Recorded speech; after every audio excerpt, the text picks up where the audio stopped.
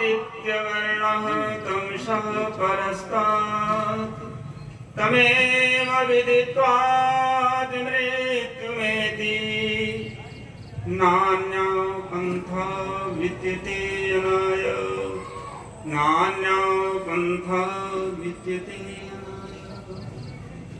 इस मंचस्थ हमारे सभी आर्य विद्वजन तथा हमारे पूर्वांचल के वैदिक प्रवक्ता शास्त्री जी, प्रज्ञाचक्षु भजनोपदेशक, जिनका पहली बार पदार्पण हमारे जनपद में तिलखावा गांव में हुआ था तिवारी जी के यहाँ, और हरिद्वार से आई हुई आर्य विद्यार्थियां तथा इस पंडाल में उपस्थित समस्त आर्य भद्र पुरुषों, माताएं, बहनें एवं नवनिहाल बच्चों, आर्य समाज कटरा के तृतीय दिवसीय कार्यक्रम का तीसरे दिवस की सायंकालीन बेला में आप सब लोग उपस्थित होकर कार्यक्रम का आनंद ले रहे हैं।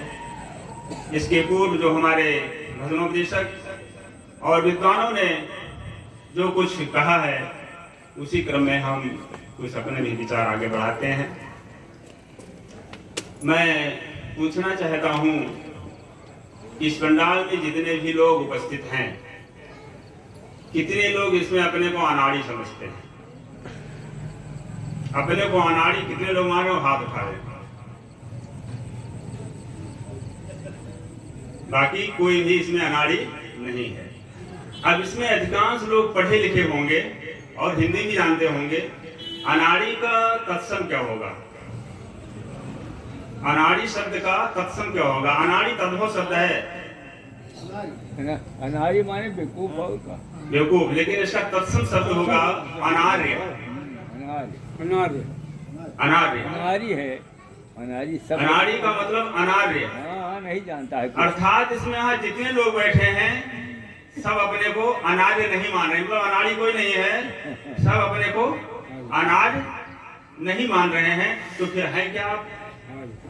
अनार्य का विपरीत आप हैं। जो लोग यहाँ नहीं हाथ उठाए कोई भी, वो अनार्य नहीं है, अर्थात क्या है? आर्य हैं।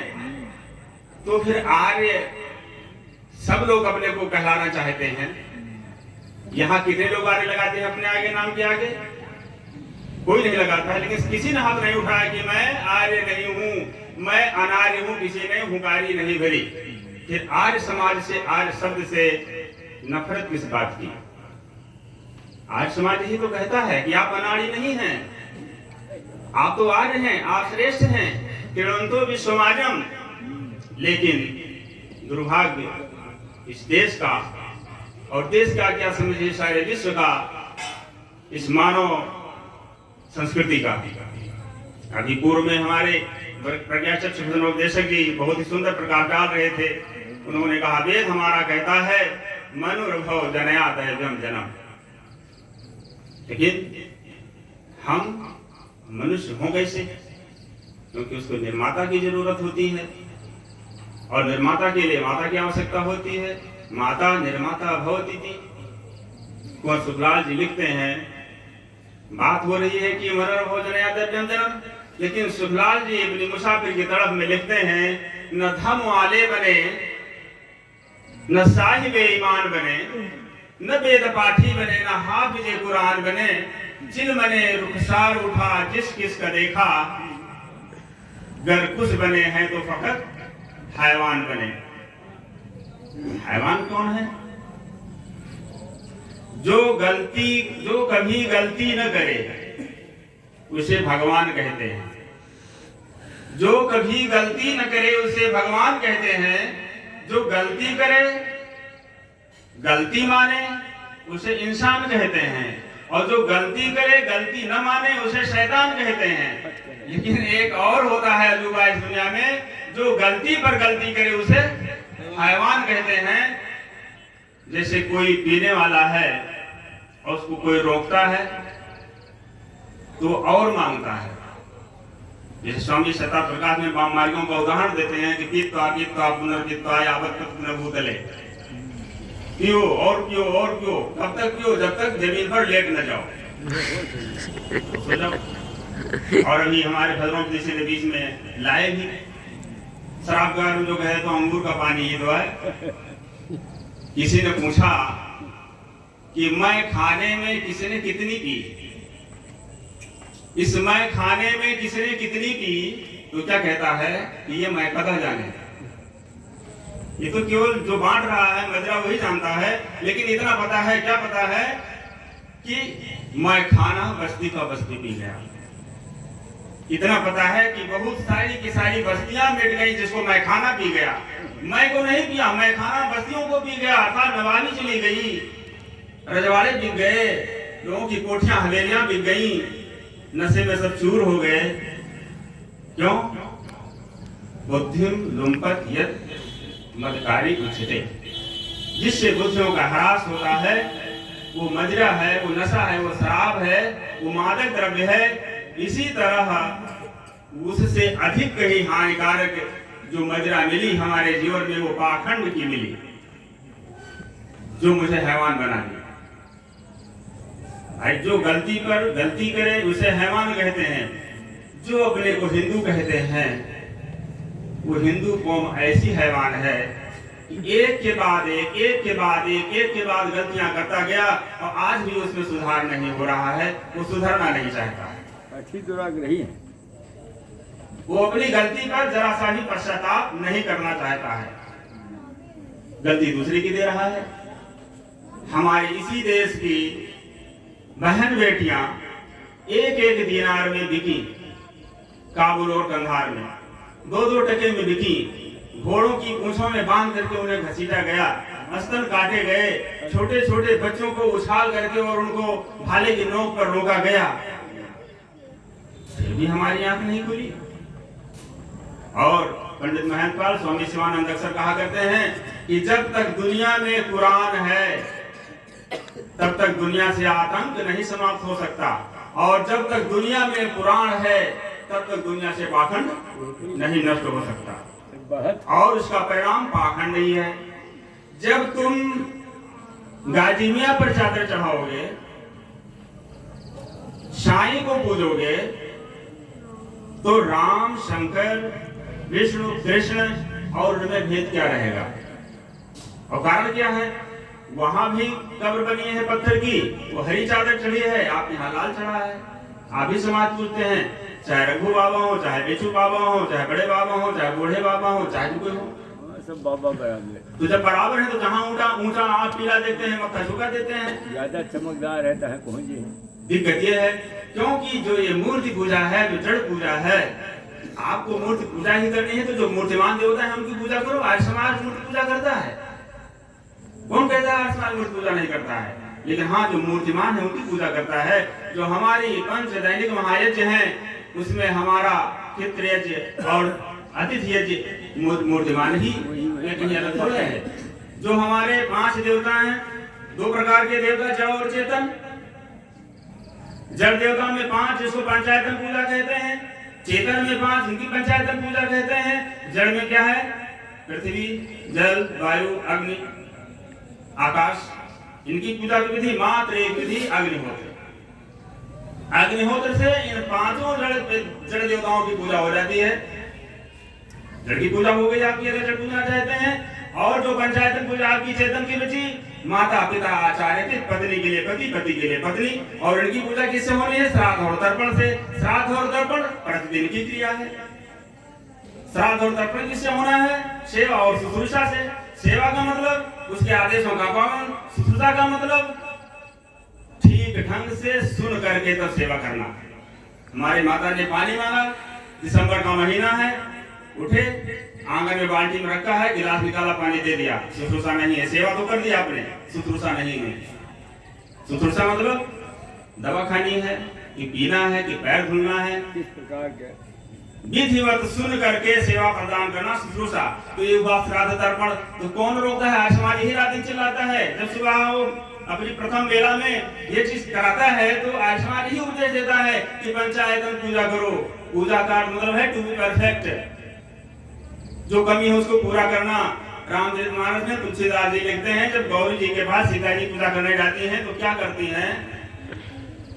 आशीर्वाद देती हुई कहते पूजन ही मन कामना तुम्हारी। वहां तो क्या है, आपकी मनोकामना पूर्ण हो। पूजन ही का वहां पूर्ण होना है, वहां अगरबत्ती धूपबत्ती नहीं है। अर्थात पूजा का अर्थ है पूर्ण होना। जो कमियां हैं उनको पूरा कर लेना, वो सबके साथ है।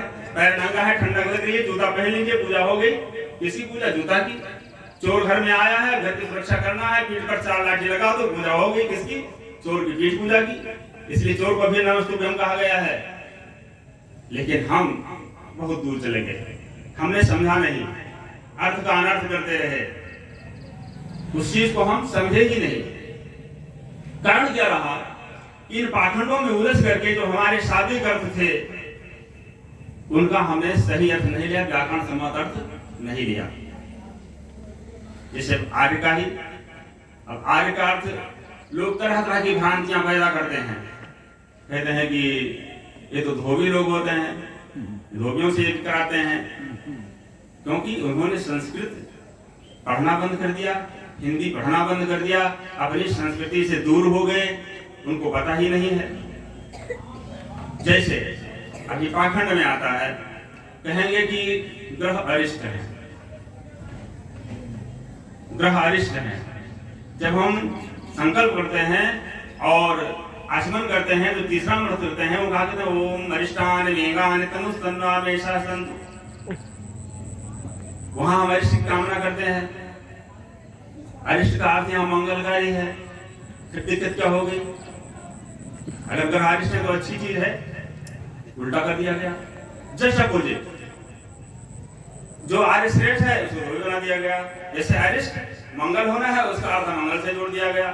भद्रा, भद्रा तीनों रूपों में चलता है, तीनों लिंगों में है, नपुंसक में भी है भद्रा शब्द। भद्र शब्द जो है नपुंसक में ही चलता है, स्त्रीलिंग में ही चलता है और पुल्लिंग में ही चलता है। जो संस्कृत विद्वान हमारे यहाँ बैठे हुए हैं, आचार्य जी बैठे हुए हैं। और भद्रा स्त्रीलिंग में भी। भद्र का मतलब अभी मैंने कहा सभी आर्य भद्र पुरुषों, तो भद्र का अर्थ बुरा होता है अच्छा, और भद्रा उसकी स्त्रीलिंग, तो अच्छी हुई कि बुरी बात हुई? तो अगर भद्रा लगा है तो बढ़िया है कि खराब है कि ना? भद्रा है, काम मत करो। संस्कृत के जानने वाले, दुर्भाग्य से की ये बात है कि संस्कृत का जानने वाला व्यक्ति जो संस्कृत का आचार्य है, वो ज्योतिष में कहता है, ज्योतिष अपने आप में जो से आचार्य लगता है, वो कहता है आज भद्रा है, नहीं जाना है। दुर्भाग्य है इस देश का कि संस्कृत का पढ़ने वाला संस्कृत भाषा का अपमान कर रहा है, अपनी भारतीय संस्कृति का अपमान कर रहा है। नहीं बतावत सबका। अरे एक बार ग्रामर तो उठाकर देख लो, अपनी संस्कृत व्याकरण को उठाकर के देख लो। और हमें जो तालीम देते हैं विदेशी, जो समझाते हैं, हमें चुनौती देते हैं अभी कि जो है भाषा ऐसी है, मृत भाषा है संस्कृत। अरे इस्लाम का अल्लाह का, इस्लाम के अल्लाह का जो अलिफ है, पहला हरूफ है, वो नहीं बोला जा सकता है अगर मेरी संस्कृति में हो। अलिफ आ कहने के लिए अलिफ लिखना पड़ेगा, और अलिफ में अ, ल और फ का उच्चारण होगा। जो पूरा अल्फाज है, हरूफ नहीं है, लेकिन संस्कृत का अ वर्ण है, हरूफ है, अल्फाज नहीं है, शब्द नहीं है। अगर हम कहें आ ना बोलो और अल्लाह कह लो, भाई लिखते हो अलिफ तो अल्लाह आ कब कहते हो? अलिफ लाम मीम। जब तुम आ बोल रहे हो उच्चारण और लिखते हो अलिफ, तो तुम्हारी भाषा कैसे पूर्ण है? तुम मुझे तालीम देते हो। अंग्रेजी का बाइबिल का बी नहीं बोल सकते हो जब तक हिंदी का बा नहीं बोलोगे। लेकिन अब इसका हो कैसे? भैया हमने भजन में सुना कि मुझे मानव बनना है, तो मानव बनने के लिए माता की आवश्यकता होती है। माता कौन कौन है? एक तो जन्म देती है वो माता, जिसको दूध हम पीते हैं, जिसका जो पिलाती है। अक्सर प्रश्न करते हैं हमारे इस्लाम वाले कि भाई हिंदुओं की बात नहीं सुन रहे थे कि हिंदू जो कौम है, ये गाय को माता कहती है तो सांड को बैल को पिता क्यों नहीं कहता है? ये भारत माता कहते रहते हैं, पृथ्वी को माता कहते हैं, नदी को माता कहते हैं। लेकिन अगर हम अपनी संस्कृति को जानते होते तो उन्हें जवाब दे देते। और बड़े बड़े तो रात दिन टीका लगाए घूमते हैं, झंडा बरदार खड़े हैं, उनको जवाब देते नहीं बनता है। अब सुनिए माता, पहली माता जिसने जन्म दिया, अपने आंचल का दूध पिलाया, वो तो माँ हुई। अगर कदाचित उस माँ के स्तनों में दूध नहीं है या माँ समाप्त हो गई, तो कोई मौलवी का लड़का जो हाफिज है, आलिम है, मुतवल्ली है, वो अपने उस संतान को जिसकी माँ तुरंत मर गई है, नवजात शिशु है, या कोई चर्च का पादरी है, वो बच्चे को कहता है कि इसको जरा 100 रुपया पिला दो, दूध पिलाओ, दूध ही पिलाए। क्यों दूध कहता है? 100 रुपया क्यों नहीं पिला देता है? अगर वो सबसे पौष्टिक है, दुनिया का अमृत है। माँ के दूध के बाद में अगर किसी दूध का दर्जा मिला है तो दूसरा गाय के दूध का दिया गया है, इसलिए गाय को माता कहा गया है कि अगर माँ नहीं है तो माँ के बाद उस बच्चे का पालन पोषण गाय के दूध से हो सकता है, इसलिए मेरे यहाँ गौ को माता कहा गया। अब उसका पाचन तंत्र थोड़ा सिस्टम सही हुआ, आगे बढ़ा। पृथ्वी में आपने गेहूं बोया, धान बोया, बाजरा बोया, मक्का बोया। जब 2.5 महीना के करीब हो जाता है तो किसान खेत में जाता है, तो दाने को तोड़ता है और फोड़कर देखता है, क्या देखता है?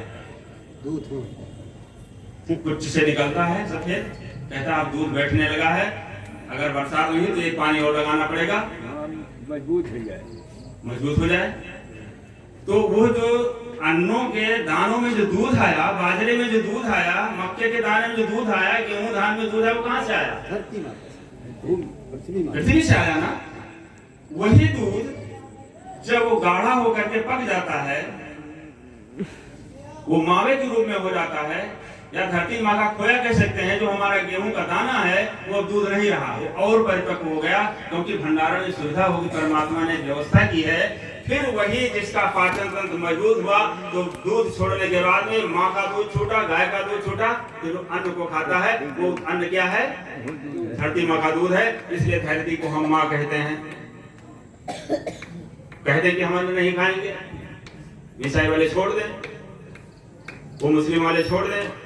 एक डॉक्टर ने चुनौती दी कि दुनिया में कोई भी व्यक्ति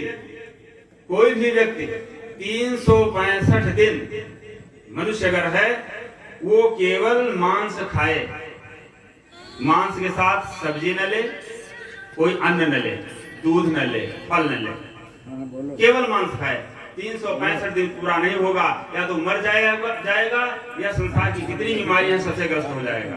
जब तक दूसरी चीज का सहारा नहीं लेगा, मांस हमारा आहार भोजन नहीं है। तो छोड़ दे जितने हैं इसको। जो लोग माता नहीं कहते, धरती माता को अन्न न खाएं, मांस पर जीवित रहें, कितने लोग रह पाएंगे? कुछ न कुछ लेना पड़ेगा, चाहे शैवाल ही लें, जो नदी किनारे वाले हैं, अनेक प्रकार के शैवाल हैं, उनको मिलाते हैं। बिना प्रकृति के सहारे से जीने नहीं रह सकते। फिर अगला क्रम आता है, ठीक है ये सब तुम्हारे पालन पाचन की हो गई, लेकिन हम जब संस्कार जब करते हैं तो उसमें एक मंत्र आता है जिसमें प्रार्थना करते हैं कि हे जानाधिपति, आप जान के द्वारा मेरे रक्षा करो। एक शब्द आता है, हे जानाधिपति, आप जान के द्वारा मेरे रक्षा करो। हम स्वस्थ हो गए, तंदुरुस्त हैं, सब कुछ ठीक है, लेकिन मेरे पास जानकारी नहीं है, तो हम गलत रास्ते पर जाकर के मौत के शिकार हो सकते हैं। अगर मुझे ये नहीं पता है कि ये नंगा तार है, इस नंगे तार में करंट दौड़ रही है, तो हो सकता है मैं छू करके मर जाऊं, लेकिन वहां पर बैठा हुआ कोई व्यक्ति बताता है कि इसको मत छूना, इसमें बिजली दौड़ रही है, तो उसने मेरी रक्षा की कैसे? जान दे करके। तो एक जान देने वाली भी माता होती है, और उसको कहा गया है वेद माता। वेद माता हमारी वो माता है जो मुझे संपूर्णता प्रदान करती है, समग्रता प्रदान करती है। इसलिए वेद हमारी माता है। हम कभी कभी कहते हैं कि वेद हमारी माता है, बोलो वेद माता की जय। क्यों बोलते हैं? कि वेद हमें ज्ञान के माध्यम से निर्मित करता है, वही सिखाती है कि मनुष्य कैसे बना है। मनः कर्माणि सिद्ध्यति, हम सोच समझ कर काम करें। इसलिए हमें वेद माँ के रूप में मिली है, उसका मुझे पालन करना चाहिए। लेकिन दुर्भाग्य की बात है, जैसे अभी बताया, 6 लक्षण बताए हमारे पंडित जी ने, कि ब्राह्मण का मुख्य धर्म क्या क्या है? वेद पढ़ना और वेद पढ़ाना, वेद सुनना, वेद सुनाना, यज्ञ कर दान देना, दान लेना, यज्ञ करना, यज्ञ कराना। लेकिन आज समाज के भी जो वेद का झंडा लिए घूमते हैं, चैलेंज करते हैं कि हम वेद के सबसे बड़े पैरोकार हैं, आज समाजियों के घर में, सभी के घर में वेद नहीं होंगे। मैं पौराणिक की बात नहीं करता, पौराणिकों ने तो देखा नहीं होगा, सही कहा जी। वेद देखा ही नहीं है, और कुछ लोगों के घर में है तो पढ़ा नहीं, वो बंद करके रखे हुए हैं, उसको खोल कर देखे नहीं कि वेद खोल कर देखा हो।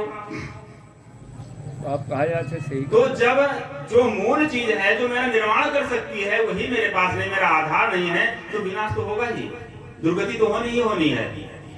हम कैसे बचेंगे? हमको जवाब नहीं दे सकते, क्योंकि हमने अपनी तहरीरें और तकरीरें बंद कर दी। वंशुगाल अपनी व्यथा व्यक्त करते हैं कि ये समाजियों, तुम्हारा क्या होगा? तुम्हारी तहरीर और तकरीर दोनों बंद हो गई, तुमने लिखना बंद कर दिया, तुमने शास्त्रार्थ करना बंद कर दिया, तुमने अध्ययन बंद कर दिया। अब और दुर्दशा हो गई हमारे विद्वानों की भी। सही कहा जाए। केवल मोबाइल पर देखेंगे, ग्रंथों का कोई अध्ययन नहीं करेगा। हमारे कार्यालय की जो पुस्तकें हैं, जो हमारे आज समाज की पुस्तकालय हैं, उनमें दीमक लगी हुई है, कीड़े उनको खा रहे हैं, कोई पढ़ने वाला नहीं है। बस अंग्रेजी स्टाइल पर, फिल्मी स्टाइल पर कुछ भजने हैं उनको गाते हैं, कोई सारगर्भित, गहरे, तथ्यात्मक और अनुसंधानात्मक कोई भी व्याख्यान और प्रवचन नहीं होता है। इसलिए हमारा पतन और ही पीछे जा अग्रसर होता जा रहा है, पतन की तरफ बढ़ते जा रहे हैं। सही बात। इसलिए अगर मुझे अपने को बचाना है, अपने को लाना है, कि हर आदमी जिससे पूछो भाई और क्या हाल है, कि पूछो ना, सरकारी कर्मचारी पूछो, वो वेदनाग्रस्त है, कहते बड़ी दिक्कत है। व्यवसायी से पूछो, कहते बड़ी दिक्कत है, बहुत परेशान है। अर्थात सब लोग वेदना युक्त हैं। शुक्ला जी ने कहा, मैं भी बहुत संक्षेप में, तो मैं आगे बढ़ रहा हूं, सही। क्योंकि वेदना शब्द संस्कृत का शब्द है और सब लोगों के पास वेदना है। सासू से पूछो तो बहू से उसको वेदना है, बहू को सासू से वेदना है, छात्र को टीचर से वेदना है, टीचर को अपने ऊपर हाकिमों से वेदना है, चिकित्सक को अपने ऊपर से वेदना है, मरीजों को चिकित्सा में लाइन लगानी पड़ती है, उन्हें वेदना है, वकीलों को कोर्ट में वेदना है, हर शनिवार को हड़ताल करते हैं, सब वेदनाग्रस्त हैं। फिर उपाय क्या है? वेदना शब्द को आप तोड़िए, वेद धन ना, वेद धन ना बराबर वेदना, ना धन वेद, नहीं है जहां पर वेद वहां पर क्या होगी? वेदना। कष्ट वहीं होगा जहां पर वेद नहीं होगा। इसलिए संसार में आज सब कष्ट से पीड़ित हैं, क्योंकि वेद का अनुसरण बंद कर दिया गया, वेद का पालन बंद हो गया। जब हम चंद्रोदय संस्कार करते हैं तो जो उसका अंतिम मंत्र है, उसका आग्रह उसमें कहा जाता है, वो कामना करता है याचक कि हे विद्वज्जनों, जो मेरे यहाँ बैठे हो आशीर्वाद देने के लिए, मुझको ऐसा उपदेश करो, ऐसा आशीर्वाद दो कि मैं वेदोक्त शिक्षा पर चलूं, या मुझे वेदोक्त शिक्षा दीजिए, अर्थात वेद के अनुरूप शिक्षा दीजिए। अब वेद की शिक्षा क्या है? हम वेदनाग्रस्त क्यों हैं? जहां पर वेद नहीं है वहां वेदना है, अर्थात कष्ट है, दुख है, अभाव है। क्यों? विद लाभे, विद सत्तायाम, विद धारणे, विद ज्ञाने। जिसकी सत्ता नहीं होगी, जो सत्तात्मक चीज सत्ता ही नहीं है, तो कुछ नहीं है वहां, सब खालीपन है। अगर हमने अपना अस्तित्व नहीं समझा, वेद क्या बताता है? विद सत्तायाम, वो सत्ता वाला है, मुझको बताता है तुम सत्ता वाले हो, तुम्हारा भी कोई अस्तित्व है। हम अपनी सत्ता ही नहीं समझते हैं, अपना अस्तित्व ही नहीं समझते हैं। एक गीत आता है, भजन उगाते रहते हैं कि विदेशियों को सर झुका के सर कहाए तो क्या हुआ, कुछ ऐसे करके है, झुकाकर विदेशियों को सर कहाए तो सर क्या कहाए। विदेशियों को सर झुका झुका कर सर कहाए तो क्या कहाए, भगत सिंह जैसा गर सर कटा कर सरदार कहो तो हम जाने। अर्थात हम अपना अस्तित्व ही नहीं समझते हैं, तो मुझे पहले अपने अस्तित्व को समझने की जरूरत है। कोई कुछ कह कर चला जाता है, हम खींच काढ़े खड़े हैं। मुसलमान कुछ कह देता है भगवान राम को, हम खींच काढ़े खड़े हैं। कहते जाए जिधर आके राम ताहे जिधर रहिए। वाह भाई वाह, राम ने कहा था अगर सीता का हरण हो गया था तो कह देते अरे सीता जैसी आने को हमारे पास राजकुमारी आ जाएंगे, मैं तो राजा दशरथ का पुत्र हूँ। जाए जिधर आके राम आए, जो है फादर आए तो कुछ कहते हमें चर्च का, हम किस गाड़े बैठे किसी को कुछ भी कहते। कोई कारण क्या है? क्योंकि मैंने खुद उन्हें नचनिया बना दिया, खुद मैंने उनको रामलला बना दिया, उनकी धनुष तीर को हटा दिया, रामलला कर दिया। वो लड्डू खाएंगे, उनको आंचल में टहलाते रहो। अरे जो धनुर्धारी अपनी पत्नी के लिए चढ़कर लंका में गया, उस मर्यादा पुरुषोत्तम भगवान राम को तुम अभी लला बना रहे हो। लला लड़ने थोड़े जाएंगे, तुम अपने अस्तित्व खो रहे हो, अपने को मिटाने पर तुले हुए हो। हिंदुओं जागो, अगर तुम अपने को हिंदू समझते हो। ठीक है, कोई बात नहीं। अभी शुक्ला जी ने बात कही, हमारे विद्वान जी ने बात कही हिंदू के बारे में, ठीक है, गौर से शौक से कहो, लेकिन उसकी व्याख्या अपने व्याकरण के धातु के अनुसार पाणिनि व्याकरण चेंज कर लो। जैसे स्वामी शिवानंद कह रहते हैं हिंसति दुष्टानामित हिंदू। अगर अपने को हिंदू कहते हो तो दुष्टों को संहार करना सीखो, अन्यथा हिंदू मत कहो। प्रतिकार करना सीखो, नहीं तो हिंदू मत कहो। अगर हिंदू ही कहानी का शौक है कि कब से कहे मैं हिंदू हूं, तो हिंसति दुष्टानामित हिंदू इस आधार पर अपने को, लेकिन तुम तो हर जगह खींच काट कर खड़े हो जाते हो। कोई कहता है कृष्ण ये करते थे, गर्भ से लिखा था, गर्भ से। कृष्ण जो है 16,000 रानियों के जो है साथ रहे, तो मुझे रहने क्या हुआ? जब आपके ब्रह्म वैवर्त पुराण के आधार पर सुप्रीम कोर्ट पर डिग्री मिल गई लिव इन रिलेशनशिप का, क्या कर लिया आप? कहां चली गई आपकी भागवत? आपके पुराण कहां चले गए? और किसका हवाला दिया?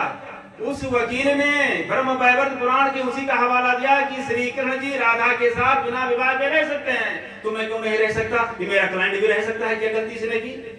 खींच काट कर रह गए, जवाब दे सकते हो। इसीलिए ऋषि दयानंद कहते हैं कि मैं इनको मानता ही नहीं।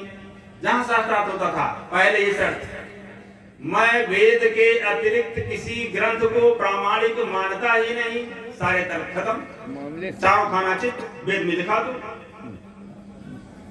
नहीं दिखा दो, और इनको बचाने वाला भी कोई नहीं।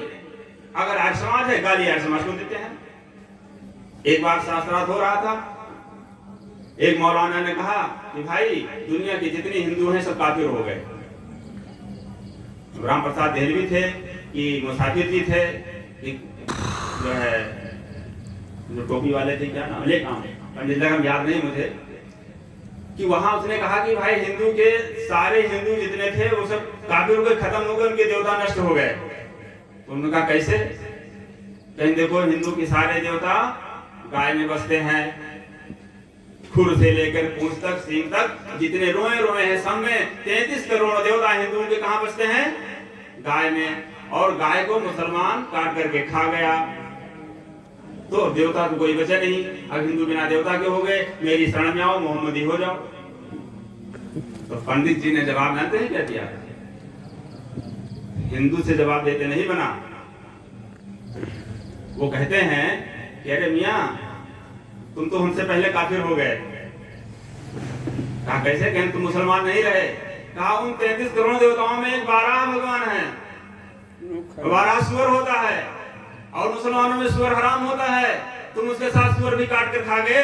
अरे तुम अब तुम मुसलमान नहीं रहे, तुम हिंदू हो गए, और तालियां बजी और हिंदुओं का पिंड छूटा। दुर्भाग्य, हे भगवान, ये हिंदू आर्य समाजों को गाली देता है। वो आर्य नमाजी बताता है, इस्कान वाला, जिसको पता तक नहीं कि श्री कृष्ण जी कौन थे, गीता का कौन सा श्लोक कहां पर लिखा है, इसको मालूम नहीं। वो इस्कान वाला बताता है, आर्य नमाजी बताता है, इसको समझ नहीं है। जहां सैकड़ों बार नमस्ते शब्द आया है जिस गीता में, हमारे पुराणों में कितनी बार नमस्ते शब्द आया है, और नमाजी बताता है। लेकिन सुखलाल जी ने ऐसे नहीं कहा। इन हिंदुओं की बात कोई क्यों कर पूछे, जो बातों से ही हाथों का हमेशा काम लेते हैं। ये हिंदू केवल बात करता है, कोरी बकवास करता है, लफाजी है, काम की बात नहीं करता। इन हिंदुओं की बात कोई क्यों कर पूछे, जो हाथ बातों से ही हाथों का हमेशा काम लेता है। जहां पर हमें हाथ चलाना चाहिए वहां वो जीभ चलाता है कतरनी जैसी, बाकी और कुछ नहीं जानता।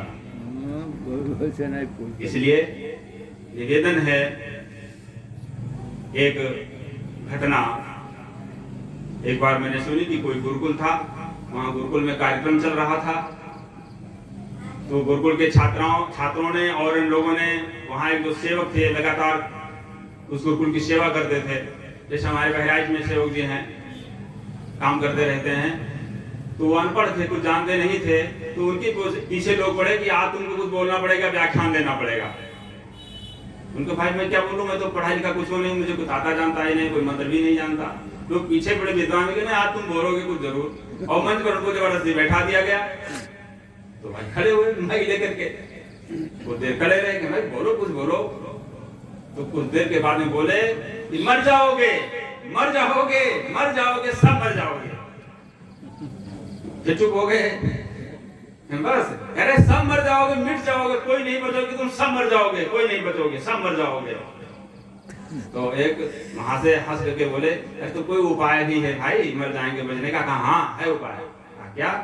कहा इस ओम झंडे के तले आओ, वेदों की ओर लौटो, इस मिशन को पूरा करो, ओम के झंडे के नीचे आओ, उस अनपढ़ व्यक्ति की बात को मानो जिसने कहा सब मर जाओगे, लेकिन बचने का एक तरीका है कि ओम के झंडे के तले एकत्र हो और इस वैदिक संगठन को मजबूत करो। संगच्छध्वम संवदध्वम समो मनांसि जानताम, आओ हम एक साथ मिलकर चलें, कंधे से कंधे मिलाकर दुर्भावनाओं को अलग करें और संपूर्ण आनंद की बातों को माने। जिन्होंने कहा था आर्य समाज और हिंदू कैंची के दो फलक हैं, उसके बीच में जो आएगा वो कट जाएगा।